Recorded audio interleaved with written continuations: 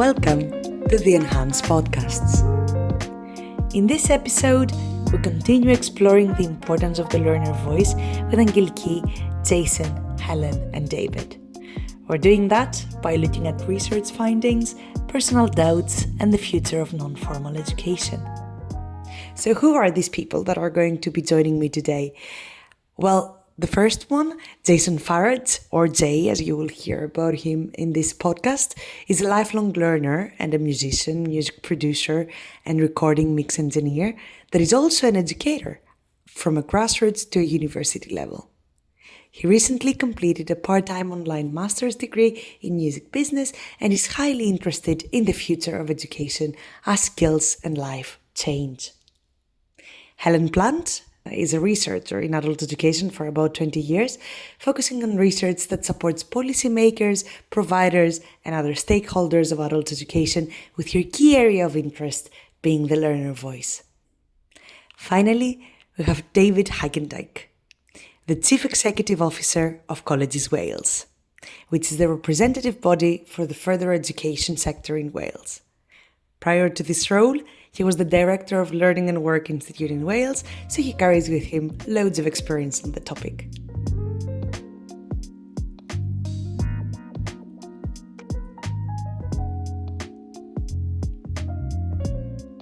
You've done loads of research on the topic. What were some of the key findings that you explored regarding the voice of the learner?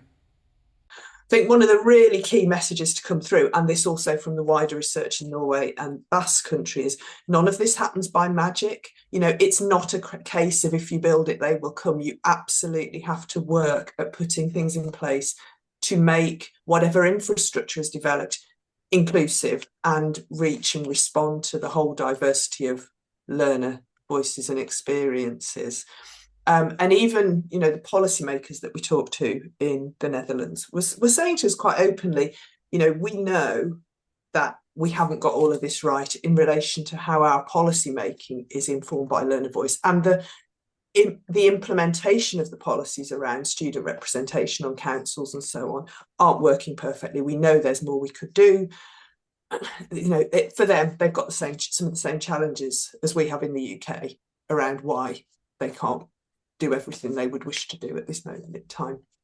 But then, you know, we go into the vocational colleges in the Netherlands and talk to the students and the practitioners there, and we talk to some of the third sector organisations that are working with, for example, adults with learning difficulties and disabilities, long-term health conditions, and they're also saying too, you know, we still know that the most marginalised, most underrepresented, their voices aren't always being heard as consistently as they should be.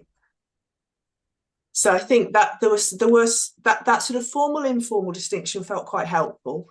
That understanding of, you know, you have to work across the whole system and think, what does learner voice look like at these different points of engagement? And then I guess there's definitely something around needing to work at getting it right. And I think you know, we did some of the desk research that we did prior to the visit was based on Norway, and you know, they have a really strong tradition of democratic engagement through education, and very proud of this. But you sort of scratch the surface and think, but is it really working in practice? Because I guess having the structures there, on the one hand, it creates something that's potentially very enabling. You worry that sometimes it also creates perhaps a bit of complacency.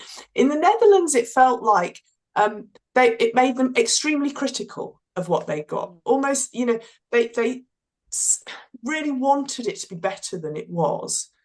So there was that kind of very self-critical, reflective take on it. I think certainly that was my sense, anyway, Dave, from the people that we spoke to, and that's partly a function of who we were talking to. Of course, it was people who cared about learner voice, you know.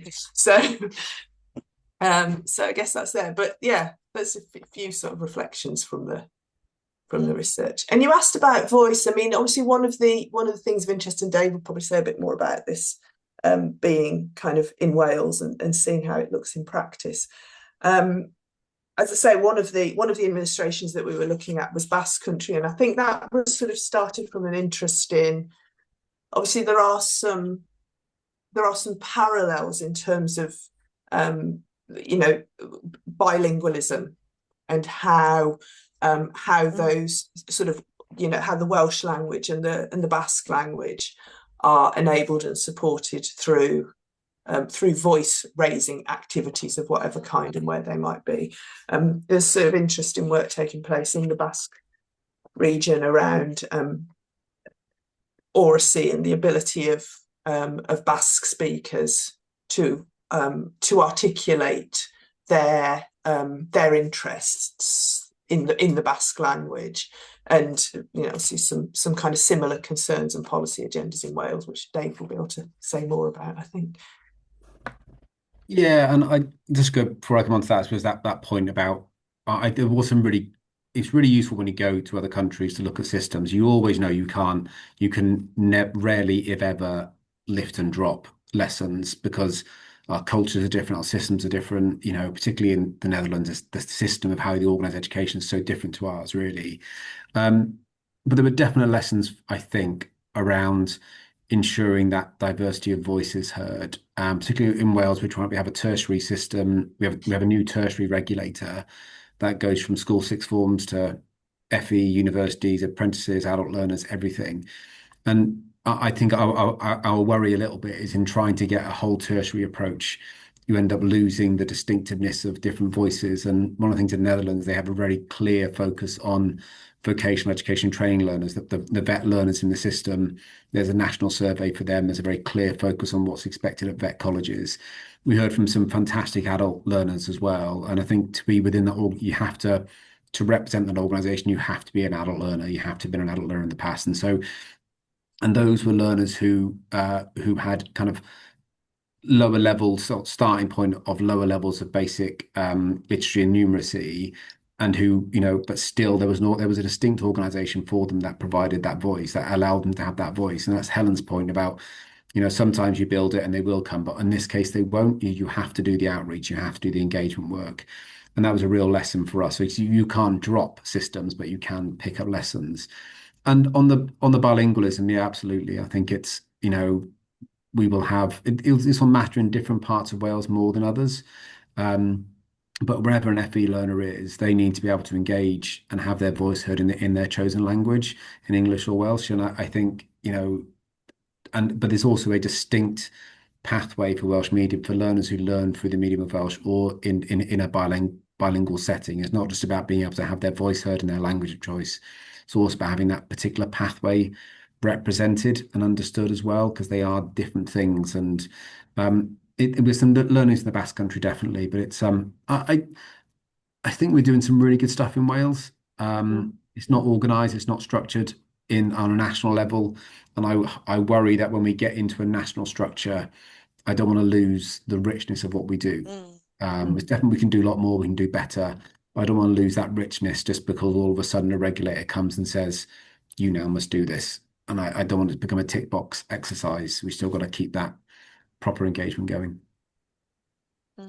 That language thing, because I found out something interesting doing my masters. I have ties in Denmark, and I interviewed a Danish tutor, lecturer, PhD, professor who taught out in the Royal Danish Academy of Music, and they all teach in English now. They have more English-speaking students than they do Danish-speaking students. So they decided to teach in English because Danish people are taught English in school. So they completely teach in English now, which surprised me so much. And then the new thing is language is going to become less of a problem. It's not going to be long before translators are going to be in everybody's pocket. And on the immediate, it's already happening now with some of the fancy earphones, but that border that people have struggled with is going to go away, thankfully, where people of all different languages can sit in a classroom and all completely understand in their own native language while one person is speaking a completely different language than everybody else in the room. they're the type of awesome things that AI can bring to education. I think, yeah, I mean, we certainly saw some things to your first point, Jay, when we were in the Netherlands. I think a couple of things, and this may reflect what was happening in Denmark as well. But one of the things that some Dutch vet colleges were doing was teaching in English, where they had high proportion of students who were migrants who had English as a second language, but didn't have much Dutch. And then the other thing, and this goes back to the organisation that, as Dave was saying, we met with, who work with adults who have low levels of literacy. It was very noticeable. I mean, you go to a country like the Netherlands and Denmark, and you come away feeling like, wow, everyone speaks better English than a lot of English people. Actually, it was really noticeable that people who had low levels of literacy didn't speak English. And it felt like that's another kind of frontier of exclusion almost, in which not only did they have almost, like, if you like, the stigma of their low levels of Dutch literacy, but neither did they speak English. And so that was quite a sobering thing to realise, I think, when we were there. For me personally, that's probably a bit more of a personal reflection than anything else. No, that absolutely stood out for me as well. There was the only session we were in where there was a requirement for translation, and you can just see that kind of layers of inequality on top of each other, definitely. But we talked about when we translate with things, because I speak a second language, and I know a number of people who speak other languages, and there's something other than the language barrier, because there's meanings that don't get translated, especially if the culture is very different, and I don't think just being able to translate words is enough. I think we need to understand cultures a little bit more, and how they're structured, because that was maybe help us understand the language a little bit better.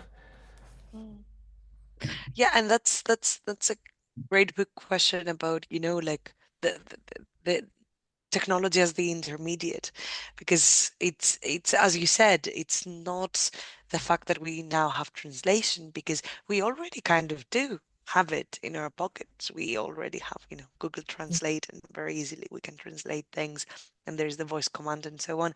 But it's this unseen, that the place of where culture fits in, and how, like, wanting to communicate without the intermediary, without like someone in between, because it might be in your ear, but you still feel like it's a foreign object. It's I can't something like, express myself emotionally yeah, in my second language, not yeah, fully. I just yeah, can't. I don't have the required knowledge and skill to do so, and I don't think I ever will. So, if I want to express myself, I need to speak in my own language, yeah, and I think that's what's important. yeah, yeah. And there is this element of authenticity of the learner's voice, and in the project as well, we also, when we wanted to do these podcasts, we said, should everything then being dubbed or like in English and so on? And we said, no, of course not. In order to get like the people's actual authentic voice, we should have, the podcasts in people's you know native languages, or languages that they feel very at ease with and like very comfortable in. And we also had discussions that then, well, if we're going to do podcasts with refugees, should we maybe consider like another language? Not even like, if the podcast is happening in Austria, for example, should it be in German? Or maybe if we're talking with um, learners that talk Arabic, should it be in Arabic in reality? Because that's the authentic voice. There is this additional level, and then we can just translate it. But the voice, the discussion itself happens in, as you said, the language where you can associate feeling with.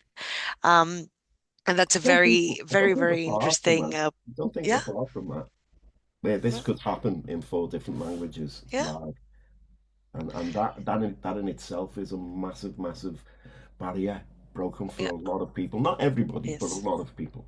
Yes, yes, absolutely. Especially if it can be sustainably sourced and also available to everybody, because otherwise, again, we're talking about multiple levels and layers of inequality. If that's something that for how many years is only available to, like, you know, the upper classes and not the people that most probably will be struggling from it. Maybe because it will need a level of familiarity with technology that is higher, or like resources, actual infrastructure that is more expensive. So there are definitely elements that we need to study. Taking a bit of a step back and being aware of the time, I would like to maybe pose a couple of last questions. And the first is like to end on that, maybe like what's the change for the community and for learners themselves once the voice is heard?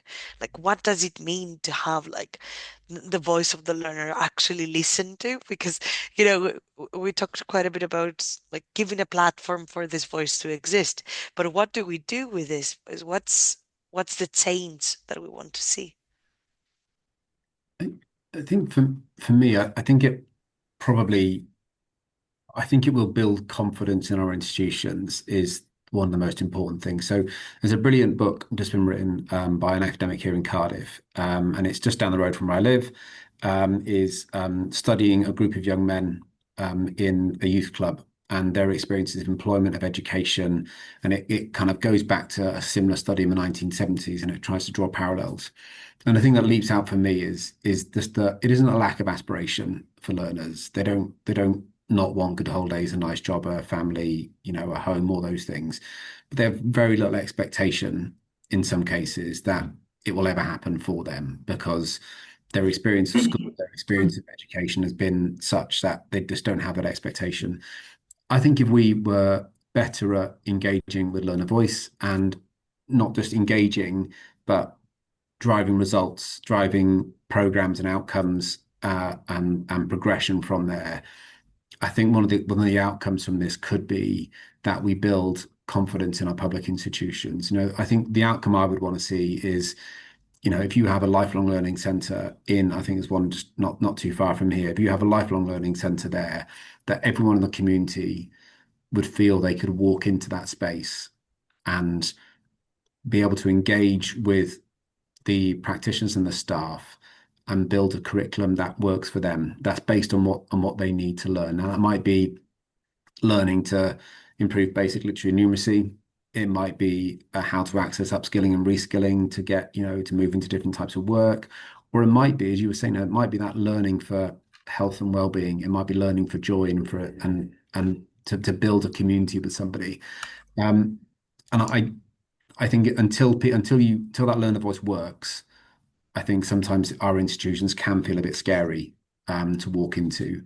So I think if you can get learner voice right, I think you build the expectation that and the confidence in those institutions. Oh, thank you, Dave. Oh, what about Jay, Yeah. Helen? Yeah. I think the Um, learner voice, we've got to be careful about the word voice because I think what learners do also tells us a lot and informs us a lot. Mhm. We need to see how they're behaving.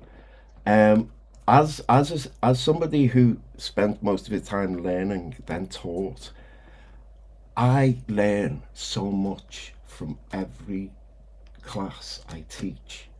It's insane. I get better at my job every single time just because the students are teaching me so much. Mm, And it's engagement is really, really difficult. mm, It's probably the hardest thing, especially if the course is long. As a music producer, sometimes I have to work with really long projects, and one of my jobs is to keep people motivated. Because coming towards the end of a project, people start getting bored mm, and dropping off. And if you look at people who leave courses, it tends to be coming towards the end because they're no longer engaged in what they're doing. And I don't know what the solutions are for that.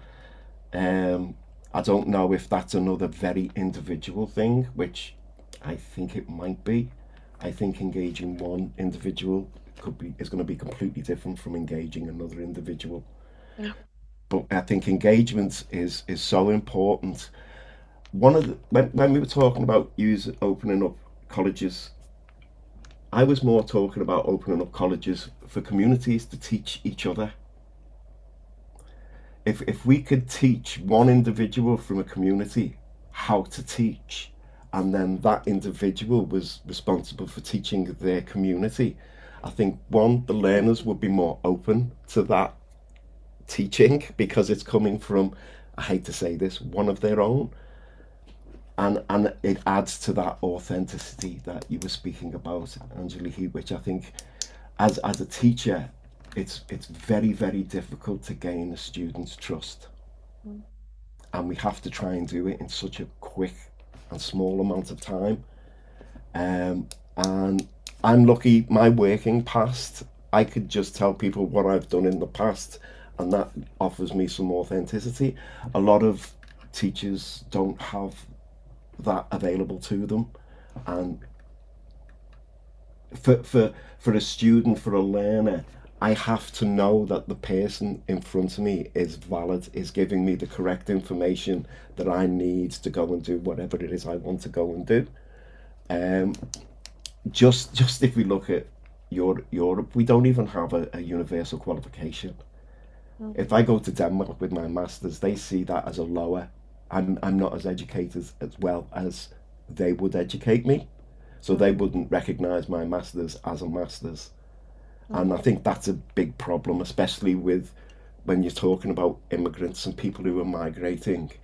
If you're a doctor when you were living at home and then you move and now you have to clean the streets or mop the hospital floor, I think that's so degrading for a person who's worked so hard and it means nothing anymore. I had a similar experience when I sat and watched AI do something in about 3 minutes that it took me 30 years to learn how to do. And I think that's something we're going to have to, as educators, learn to teach people how to deal with. I'm seeing people being replaced, and they're finding it difficult to cope with where they're supposed to go next. I think we're going to have a flood of people who need to become new learners. I really do. I think we're going to get overwhelmed by them. What's the link between the voice of the learner and engagement, the Matter example? I don't know if Helen or Dave, who would like to talk to us about that. I'm happy to start, maybe. Yeah. I mean, I think it's a really good question in that I don't think we're quite sure ourselves yet in what this is going to mean in practice. So I had to quickly find the learner engagement code online there just to refresh my memory. So, I think so. Where we are at the moment is there is a consultation at the moment on the learner engagement code, and there'll be 9 principles for learner engagement that are set out. So, and they're all questions that a learner would be, all statements from an imaginary learner, essentially. So, for example, the one about being valued is, I am listened to and empowered to shape my whole learning experience through engagement in my provider's decision making. So quite wordy, but there's 9 of those. And I think that why we're not sure whether kind of learner voice will then link to engagement is, we think we do a lot of learner voice activity. As I said before, it's a bit all over the place in some ways. Look, colleges do their own thing, and so it looks slightly different in different places, all with like various themes. What we don't know is to what extent that work fits the definition of engagement that Meta have. And I think what we worry about a little bit is, by having so many different principles, having such a big kind of code, what providers end up doing is saying, oh, how do I tick a box for the regulator here, here, and here, rather than really focusing at the other end, which is how do I get meaningful engagement with learners at a classroom level, a leadership level, a campus level, a course level. That I think is the risk that the learner voice is pushing to something different. Now, it's not the intention of Meta at all as our regulator. They're trying to do good things, and some really good people doing great things there. I think our worry is once a regulator starts telling you must do something, you start thinking about it from a compliance point of view rather than from a point of view of how do we use what learners are telling us to shape, and I mean, because Jay's mentioned this point about your as a tutor, probably the richest bit of engagement and voice you get, but I don't know, can't speak for you, but is that one-to-one or that small group interaction saying, why on earth are we teaching? Why on earth are you teaching us this? Or I want to know a bit more about this, or and that's the richness we get sometimes from learner voice. That doesn't fit the code necessarily. So I think we're just trying to work our way through how those two things are going to align in a real practical sense, I think. It's actually the only Oh, metric sorry. that is shown to absolutely have a massive effect on the outcomes. The more one-to-one time a learner has, the better they do. It's maybe one of those things AI can offer us, where AI is doing a lot of administrative stuff. So I, as a tutor, am spending all my time one-to-one with students rather than marking or doing coursework and other things that there should be someone else doing that work for me while I can teach. So I think just for me, just having a voice heard is sometimes enough. Just that someone's listening. And I've seen evidence of that as a tutor, where I've taken time. We're not supposed to do this, and we're not allowed to do this anymore. And I think it's one of the problems. We're not allowed to engage with the students. There's a certain boundary where there were several people in my life who had a massive effect on me and changed the way I thought, and they were all educators, and they reached out to me and engaged with me first. And we have to sit and wait for the student to engage before we can sort of engage back. But if I reward a student by engaging back, it's seen by the policymakers as favouritism, and I'm not allowed to do that. So I'm not allowed to encourage engagement because it looks like favouritism. So we have some rules within the system that are sort of contradicting and stopping the effective things from happening. It's not English language that employers are having problems with. It's social skills. It's not that they can't count. It's because they can't take constructive criticism. And we should be teaching those things in education, how to deal with those situations. And I suggested role playing as a way for a learner to be able to voice, and for us to be able to give situations where people can fail and it be okay for them to fail. And then when we speak to them, that information that they give us is the important information, is the stuff we learn from as educators. Engagement is everything, I think. Helen, maybe, for the last remarks. Okay. Yeah, I mean, and I think again, this sort of builds a bit on and sort of reflects what Dave and Jay have said. I guess when we're thinking about what should be different or what could be different, we're thinking about that, as Dave said, how does it shape and change the institutions that are delivering learning? How does it change what happens how does it change practitioners and managers in those institutions? How does it change the learner themselves? How does it change the community? And we'd probably want to think about what might the impacts be at all those points when we're thinking about learner voice. I have to say, it's probably one of the most under-researched things out there in terms of learner voice, is what difference does it make? And that's not to say that we know that it's the way to do things to get the results we desire, but I think there's very little good research evidence on that that whole sort of feedback loop of how does listening, really listening to the voice of the learner at all the different points in the system that we've talked about in this conversation, bring about change? What changes does it make?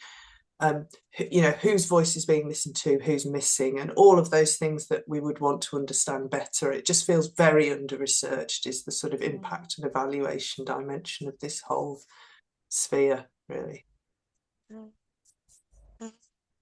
Yeah, it's maybe this also answers to the original question, like why do we research and why do we care about the voice of the learner? It's because we've seen what happens when we do not research it and we don't have this tool to like advocate with and to show for it that it works, that we claim it and we need it because it actually works and it actually is very, very important. I want to thank all of you for this discussion. I think it has been very, very rich, and yeah, we will be doing many things with the Enhance project. Thank you for listening to this episode, and thank you to Jay, Helen, and Dave for being with us in this. We will be waiting for you in the next episodes of the series. Until next time, goodbye. The music of the Enhanced Podcasts is a creation of Jason Farrag and the Urban Nomadic Productions.